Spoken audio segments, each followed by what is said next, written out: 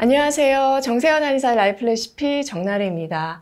요즘 코로나가 정말 기승을 부리면서 전 가족이 확진되는 경우도 늘고 있는데 우리 정나래 시청자 여러분들 댁내 다 평안하신지요? 저는 이 영상을 촬영하는 3월 11일 기준으로 약 한 달 전부터 이 확진세가 심상치 않구나 느꼈었는데 그때가 재택치료가 시작된 시점이기도 해요. 그러면서 재택치료, 셀프 치료를 하는 저희 환자분들한테도 증상 관련 문의가 많이 오면서 코로나 관련 전화 상담을 계속 하게 되었고 그 과정에서 주로 어떤 증상이 어떤 식으로 나타나는지 또 연령에 따라서 어떤 편차들이 있고 내가 원래 가지고 있던 그 기저질환에 어떤 영향을 미칠 수 있는지 등에 대해서 임상에서 경험하고 또 공부하고 있습니다. 저는 한의사이고 실질적으로 한의사가 코로나 환자를 1차 진료할 수 있는 현실이 안 되기 때문에 제가 지금부터 말씀드리려고 하는 내용은 이런 일이 저나 또 저희 가족들에게 닥쳤을 때 과연 어떻게 최선을 다해서 스스로 재택치료를 하고 또 후유증으로부터 나와 가족들을 보호할 것인가에 대한 개인적인 의견으로서 말씀드려보고자 합니다. 기본적으로 종합감기야 목이 아플 때는 소염진통제, 또 콧물이 난다면은 항히스타민제, 기침 가래에는 진해 거담제 같은 약들을 복용할 수 있고요. 코로나 치료제로서 이 바이러스 증식을 억제하는 팍스로비드라는 약이 처방되고 있기는 하지만 중증으로 진행될 우려가 있는 사람에게만 선택적으로 쓰이고 있습니다. 과거에도 코로나 같은 감염병은 우리 곁에 계속 있었기 때문에 한의사에서도 감염병을 상한, 또 온병이라고 칭하고 이에 대한 치료법과 처방을 많이 기술하고 있는데요. 이 바이러스에 초점을 맞추는 것이 아니라 해당 바이러스가 인체에 들어왔을 때 나타나는 그 면역 반응 자체에 맞춰서 치료를 하는 방식을 취하고 있습니다. 그러니까 치료제의 대상을 바이러스가 아니라 사람에 두고 있는 거죠. 여러분들 이미 경험하셨겠지만 코로나 예방접종을 해도 사람마다 반응이 제각각이고 또 같은 바이러스에 감염이 되어도 발열과 호흡기 증상의 그 정도가 개인차가 있죠. 이와 함께 설사 같은 소화기 반응의 유무라든지 혈전이나 다른 심혈관계 합병증 유무도 같지가 않기 때문에 이런 개인의 면역 반응에 맞춘 다양한 한약 처방들이 있게 됩니다. 잠깐 한의사 협회에서는 이 코로나 비대면 원격진료센터를 운영하면서 어떤 프로토콜로 코로나 확진자를 치료하고 또 관리했는지 그 프로토콜을 소개해 보면 작년 3월 9월에서 4월 12일까지 1742명의 환자들을 전화진료로 관리한 기록이 SCI급 논문에 게재되어 있습니다. 대상은 격리자와 더불어서 코로나 치료 종결 후에 병원에서 퇴원했지만 후유증이 있는 사람들이었으면서 약 4,552건의 한약 처방이 이루어졌고요. 그중 30%인 1,436건이 청패배독탕이라는 처방이었습니다. 청패배독탕은 중국의 국가중의학관리국에서도 코로나 발생 초기부터 치료제로 권하고 있는 대표적인 한약 처방이기도 한데요. 이에 대한 이 임상 효과에 대한 연구 논문은 영상 아래 제가 더보기란에 레퍼런스로 링크 남겨드릴 테니까 궁금하신 분들은 참조하실 수 있어요. 이러한 과거의 진료 기록과 또 기존에 나와 있는 논문들을 바탕으로 청패배독탕을 복용할 수도 있겠지만 청패배독탕은 20여 가지의 약재로 이루어진 좀 방대한 처방인 만큼 효용성이 좀 떨어지고 무엇보다도 최근에 번지고 있는 코로나의 양상이 예전과는 좀 많이 달라졌죠. 코로나 초기나 델타 변이 같은 경우에는 열이나 몸살 증상을 위주로 사람의 면역 반응을 뒤집어 놓았다면은 최근에 번지고 있는 오미크론은 목과 기관지를 강타해서 염증 반응을 세게 일으키는 것이 주 특징입니다.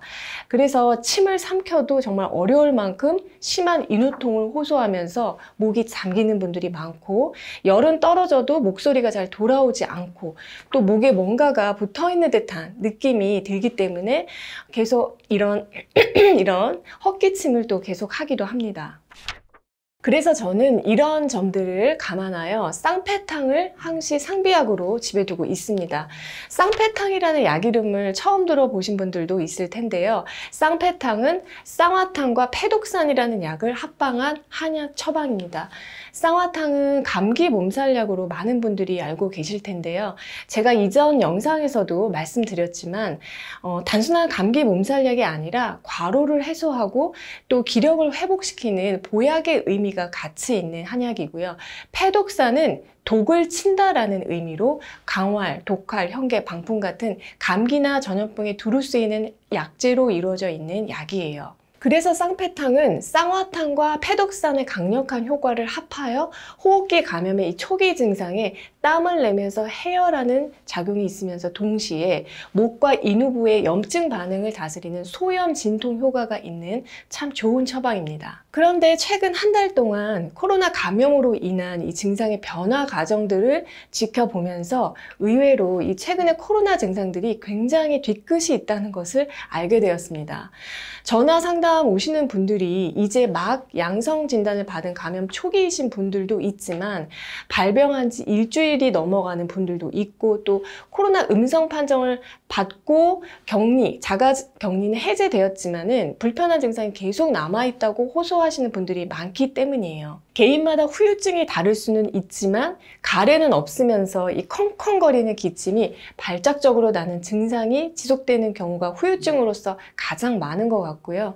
이는 면역 반응으로 인해서 이 기관지 손상이 된 경우로서 이때는 사백산이라는 처방약이 회복에 많은 도움이 됩니다.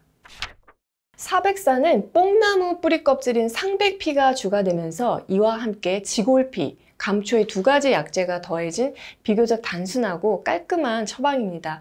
이 상백피의 염증 반응에 의한 폐기관지 조직 손상에 대한 보호 효과는 여러 논문에서 이미 보고된 바가 있습니다.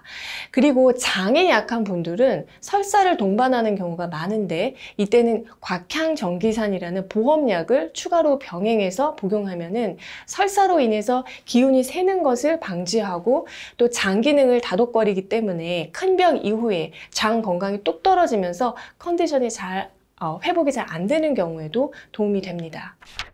그래서 다시 한번 정리하자면 제가 저나 저희 가족이 코로나 확진 시에 재택 치료에 대비해서 준비하고 있는 두 가지 처방약이 쌍패탕과 사백산이라는 처방 한약입니다.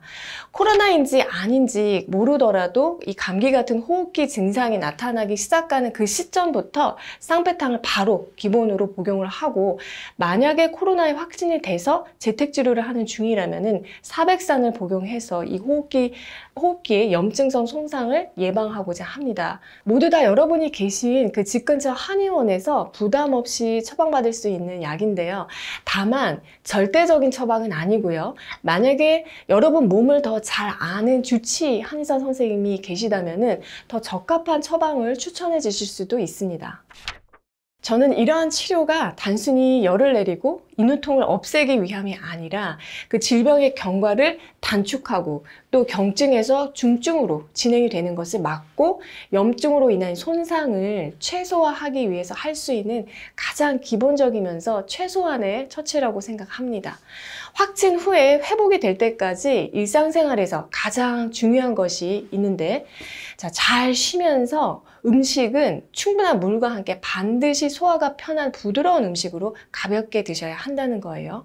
특히 목이 불편한 후두염, 후유증이 계속되는 분들은 포만감이 있을 때까지 먹거나 기름진 음식을 섭취하고 또 야식을 하면은 절대 안 됩니다. 복압으로 인해 위산을 역류하면서 후두염증을 자극해서 만성 후두염으로 이어질 수가 있어요. 아무쪼록 코로나19가 빨리 해결되기를 기원하면서 개인 건강 관리 잘 하실 것을 당부드리고요. 오늘 하루도 힘내시고 다음 시간에 좀 더 즐거운 내용으로 찾아뵙도록 하겠습니다.